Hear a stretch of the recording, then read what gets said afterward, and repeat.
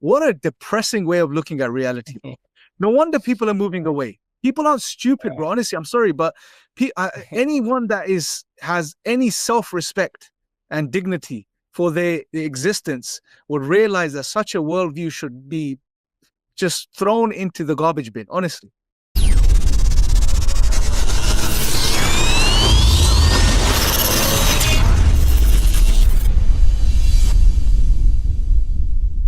Another thing that I want to bring in, which is very interesting, I would say, has been a part of my research, is actually researching on these kind of materialistic new atheists and, what they had to put forward. And what's interesting is that, I've done, like, I used to now I think it's irrelevant, but I used to see, like, what kind of a role model does Richard Dawkins himself depicts, and can he actually himself be a good example to lead in terms of materialist. And there's something really shocking. Many people, they don't know, bro. Like Richard Dawkins, even though he's like the role model that people expect that they want to follow him, he in a conversation, like, with Brian Greene, they were having a discussion, and Brian Greene is an agnostic, and he's a physicist, well-known physicist. He talks about how sometimes whenever he is in a situation where he feels he's in trouble, he prays to God for help, which we know, like, in the Quran that happens. So surprisingly, he was asking Richard Dawkins, do you have any such thing? And he's like, there is one confession I'd like to make. I have this issue of not being able to sleep in haunted houses, or those houses, like, those Richard places which Dawkins are, said this. yeah, Richard Dawkins said that's this. what he said. Yeah, he said that. He said, Okay. I cannot actually have a problem, like, spending the night in a haunted house, like a house that is known to be haunted. Mm. I was like, okay, so he is the primary example for materialist, but he cannot even sleep in a haunted house. So what kind of a role model is he actually giving to this materialistic world? And it's interesting where some psychologists have made comments on Richard Dawkins. There's one psychologist, his name is Bruce Hood. Bruce Hood. He himself is a hardcore materialist, I think. But what he talks about is, at least his take is not as I would say, hardcore as Richard Dawkins. He looks at Richard Dawkins and he says that, look at what he does. When Richard Dawkins talks about Darwin, and when he talks about the whole theory of evolution and stuff like that, Bruce Wood talks about, like, some video of Richard Dawkins where Richard Dawkins was given like something which Darwin held. And Richard Dawkins, I don't know what that thing was, I forgot. And he was like, oh, so Darwin touched this thing, and he's trying to feel that, like, oh, I'm trying to feel a feel of Darwin or something like that. And then Bruce Wood is saying that, look at this guy. He does not understand that he is having some idea of the supernatural. He's trying to connect with, like, there's some, like, if Darwin had held something, and, he's trying to see there's something there special in that, that is in some sense beyond the materialistic realm. He indicates other studies which he has conducted or someone else has conducted, which showed that the many hardcore atheists or scientists were given two things. One was they were given a pen, and they were told that this pen was held by Einstein, and people had something, like, when they looked at the pen, they felt that there's something special in that pen. And then they gave them a cloak, and they told them that this is one of the cloak of a biggest serial killer. And when they were wearing that cloak, they did feel that, oh, there's something wrong. I don't want to have that negativity within me. So irrespective, like, of what psychologists derive from that. But one interesting thing is that, that there is some aspect within us, even though if it's accurate or not, if it's in a sense, it's true or not. But the fact is that these human tendencies cannot be negated altogether. And the whole materialistic worldview could not actually incorporate this area of a human nature, basically, which Absolutely. I have many other examples, but I don't want to, like, go on a completely different tangent. No, this is brilliant, bro. Like, so why did I bring this topic up is, I want to partly ask you is that, so is this the reason why, like, if the materialistic worldview, like, these Michael Shermer, Richard Dawkins, like, Christopher Hitchens and Daniel Dennett, all of those were trying to put forward in front of the world, they themselves were not very good examples. After all, I give you a few examples. Is this the reason why people moved away from them and tried to look for something else? And maybe because of yes. That's a good point. I don't think that's the primary reason, bro, because most of these guys, although they feel this way, they don't make it public, right? They won't come out. Dawkins wouldn't normally come out and talk about this stuff. I'm surprised you found this stuff on Subhanallah. But at the same time, bro, it's again very similar historically as well. If you look at some of the founding fathers of the Enlightenment, the philosophers, the thinkers, even of modern, later on, the guys that laid the foundations of the modern secular worldview, many of these guys were engaged in occult practices behind closed doors. This is a known fact. There's a very interesting book called something Disenchanted. I'll find it and I'll send you the link to it. They were practicing all sorts of strange stuff and trying to engage with all sorts of, spiritual beings behind closed doors. But in the public, they were pushing the materialism and naturalism. So the fact that Richard Dawkins has done something, I'm not surprised, because it's human nature, bro. Human beings, look, however you interpret what's going on, whether you give it a secular psychological interpretation or whether you give it a religious interpretation, that's besides the point. What's evident is that something is going on. Every single human being, no matter how atheist they are, they incline or they desire some form of spiritual experience, some sort of supernatural, some sort of exotic or phenomenal experience. You can't deny this, bro. It's a part of our DNA. It's a part of our being. Justin O'Barrett, who you mentioned, who you had on your show, has also mentioned this, that children naturally develop the belief in higher causal agencies. Oliver Petrovich is another child psychologist who's made similar claims. Atheism is an acquired position.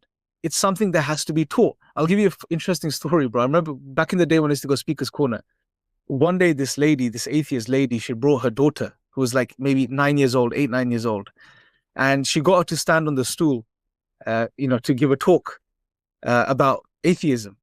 And halfway through the talk, she could tell she wasn't sure about, she wasn't agreeing with what she was saying. And she kept looking back at her mum, should I say this? Is this right?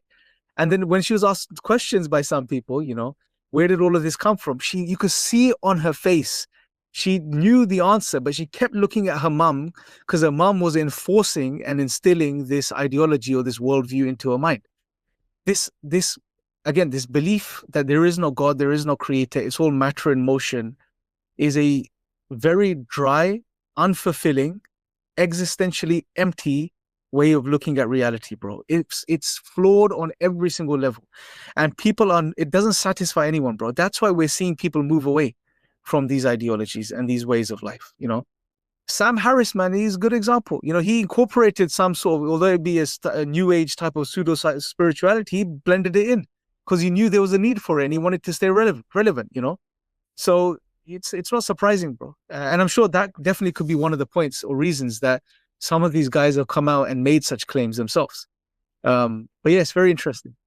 Wow, that's very interesting, and that gives me so many ideas, like so many topics to talk about. And this is why I always feel like when I'm talking to a guest who has very interesting insights, no matter how much time we have, it feels like the time is very less. So also just one thing that I want to bring up, maybe because you might find this interesting, is because the area of cognitive science of religion is basically my area of research, which I have been pursuing for more than a few years. And what's interesting is that you would find like there's so much of research that talks about, for example, this research that was conducted by Ara Norenzayan, and they talk about how disbelief or non-belief in God is actually not a belief in itself, but a suppression. It is actually a form of suppression where you actually have that belief, but you have to suppress that. There are other cognitive scientists that especially talk about how that is so cognitively effortful. That is not something that you can do at ease. Many cognitive scientists talk about how this seems to be very effortful cognitively, and you have to consciously always push down those ideas to live, and that is not something that is livable easily. Like there is one of the father of cognitive science of religion, his name, like some people might call him the father, his name is Robert McCauley. He had this book called Why Religion is Natural and Science is Not. In this, he gives a full graph of how we have like the human being is not a blank state where you can have any belief. There are some beliefs that are very easy to hold and you naturally drive towards them, and there are others who, like, for those beliefs, you have to put a lot of effort and practice them.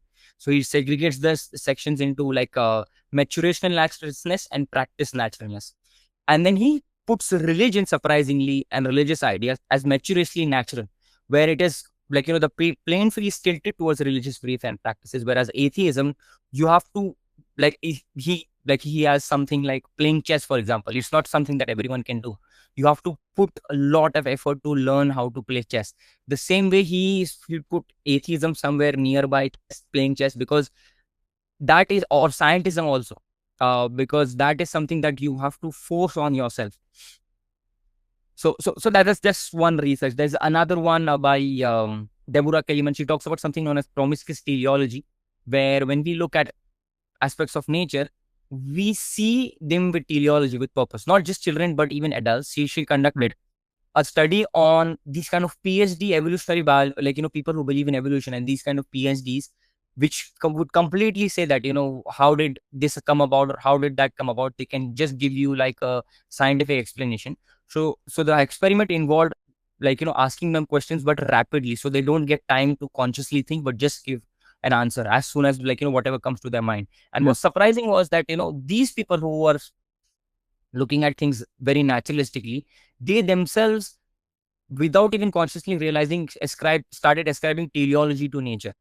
So that is something that cannot be negated. At the same time, I mean, there's a lot that I can talk about. Just one more example I'll bring up, which is Jesse Bering, who himself is an atheist. He talks about how atheists have a problem of denying an afterlife, denying that there is meaning and purpose to the world. He himself says that atheism is only skin deep, where deeper down, the person would still have something like meaning and purpose and would ascribe meaning and purpose. And he's done many experiments to their lives or to reality. And then they would also have an idea of an afterlife subconsciously, even if they consciously try to deny it. So that's very interesting, where atheism is so cognitively effortful to the point where a person cannot even fully maintain it. There are many other things within them that they don't even realize. Oh, just think about it this way. What you've mentioned is profound. So, first problem, to adhere to this worldview or this ideology of atheism, it takes immense effort, right? In every aspect of life, you have to stop, you have to focus, you have to force yourself to believe, you have to enforce constantly. That's one. It takes a lot of effort.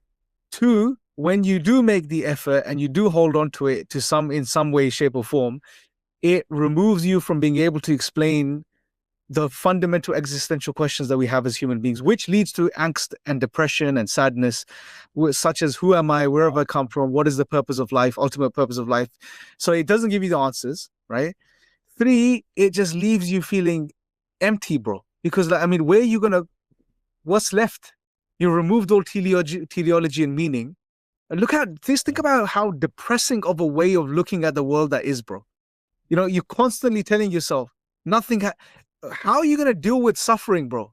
Right? Evil and suffering, trials and tribulations. Imagine someone that's forced themselves after years of cognitive practice to adhere to an atheist worldview, has no answers as far as their existence or existential questions, important questions, can't objectively ground morality, has a crisis or a tragedy in their life, and they can't give any meaning to it because ultimately everything is meaningless. It's just an accident, including themselves and their lives and everything that happens in their life.